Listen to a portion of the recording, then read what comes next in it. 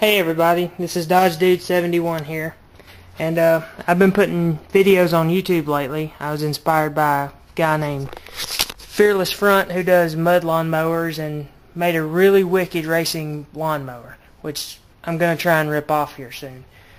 But for right now, I'm working on my limited late model stock car, and I had to do a carburetor change because the carburetor I found, it was in my dad's junk pile, was way too big for this engine. It's a 318 cubic inch out of a 68 or 69 Plymouth Barracuda 4-speed. And some of you might laugh that have race cars that have like 602 crate engines and whatnot. I can't afford one of those right now. So this engine was free. It makes a good bit of power for what it is. And I'm about to change out this line here so I can put my racing air cleaner back on it and hopefully get it looking more like a stock car. You may have seen it in my other videos where we went tearing through the field in it, and it had a little bit of a tick to it. And if you look right here, this fan blade has a nice little spot in it where it was ticking against my rack and pinion steering box down there. It didn't hurt the box, but just a little mark on it. I'm going to have to probably take my tin snips and cut that just a little bit. And I hope it doesn't throw the balance of that fan off. I also need to get my alternator hooked up, which I got a new voltage regulator laying there on my satellites fender. I got to get it running also. And hopefully I have some really awesome videos here soon. But for right now, I think I'll just leave this recording while I take this line off and replace it with a different hose so I can get that back together.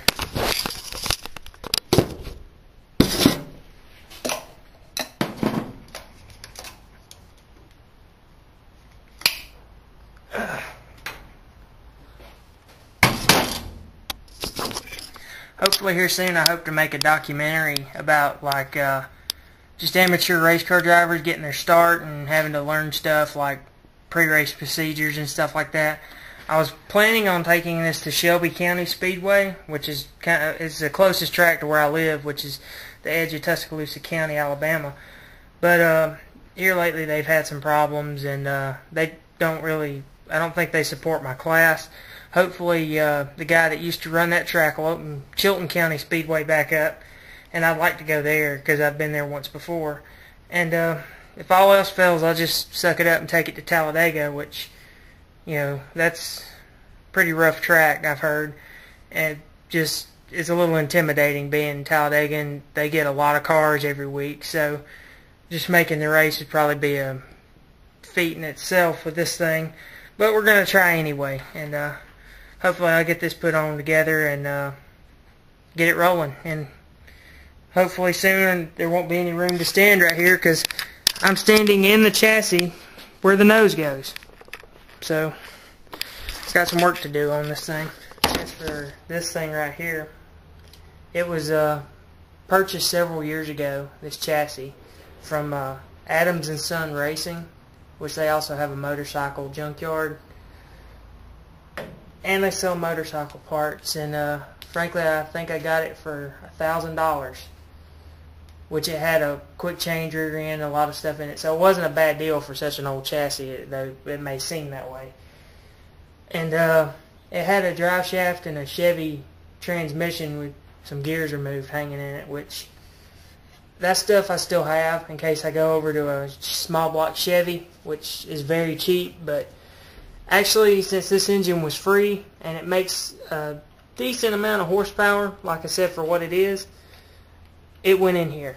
And frankly, I had the same trouble some of the older NASCAR guys had back in '68 when they started building the Chargers, because they had put new chassis bars in here, which are these right here, the Y bars.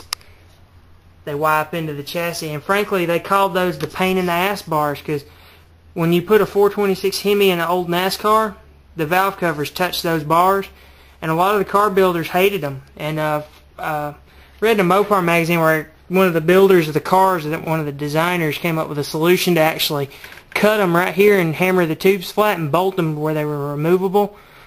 And hard-headed NASCAR people just took them off and left them off, even though they fixed it to where that was a major structural part of the chassis.